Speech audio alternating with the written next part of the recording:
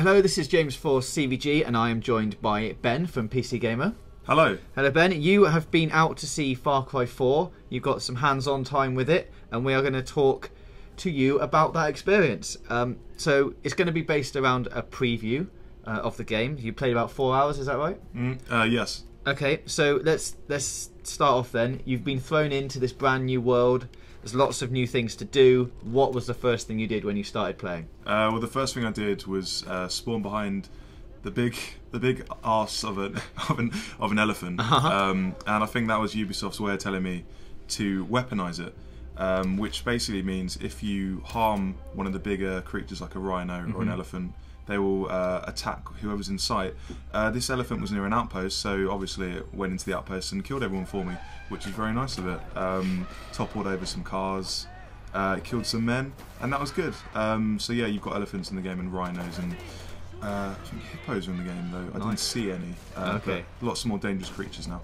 So we've got a lot of new dangerous creatures in there. Obviously there is a brand new environment for them to exist in. What does that look like? How does it compare to like Far Cry 3, for example? Well, it's the region's called Kyrat, which is a fictional region, but it's set in South Asia, along the Himalayas. So there's lots of variety there. You got the lowlands, which is kind of more foresty. If you go up to the very top, you've got the Himalaya mountain range, right? And that's really snowy, and there's like blizzards. There's actually like kind of overhanging snow which you can shoot to crumble on top of enemies. You've got snowmobiles up there, and you've got kind of a rocky mountain range which is really like canyons and stuff which you can use hang gliders down. So it's a lot more varied than the Rook Islands from Far Cry 3. Alright, and in terms of what you can see when you're on the island of Kyrat, there's one big island not quite in the middle, one big mountain not quite in the middle, but it's always visible, is that right? Yeah, one big mountain that's always visible from like all angles. So we've got this big new environment to go and discover new things in. Are there still a wealth of secrets and side quests and things to go and do? Yeah, there's even more than before. I mean, you've still got the hunting, which is, I mean, you've got the legendary creatures, the different varieties of animal that you can hunt, and you can kill these animals, which is kind of mean, but you can kill them, and that's how you fashion, bigger wallets to carry more money, weapon holsters. You've also got the weapon upgrade tree.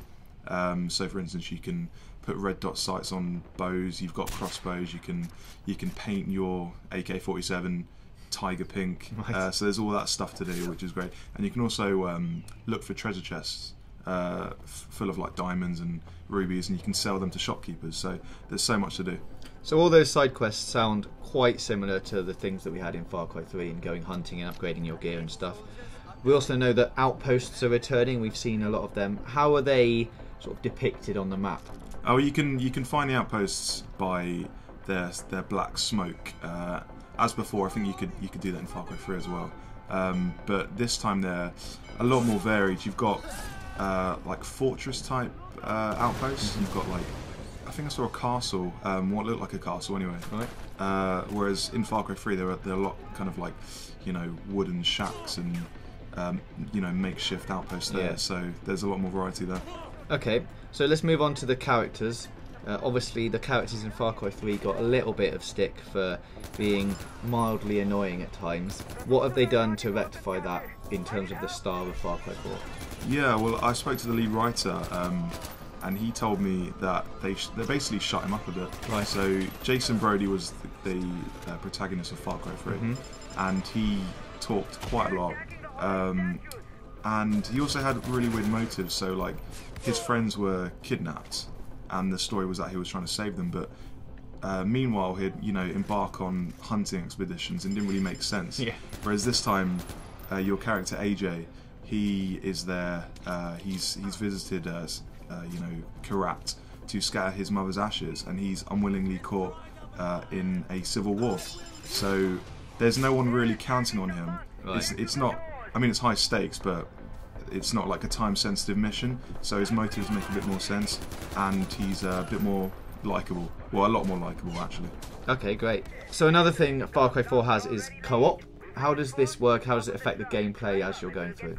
Yeah, so it's not drop in, drop out. it takes place on a different instance of the same map. So it's not in the campaign, but it's still a map filled with like activities to do. So, for instance, I played with a man. And we both got on a flatbed truck, and the mission was to defend the truck while it reached its destination using grenade launchers. It was like a typical on rails section, which isn't really anything new, but it was fun. We blew up some jeeps, and then we didn't have a set mission to go to, so we looked at the map and we decided to attack an outpost.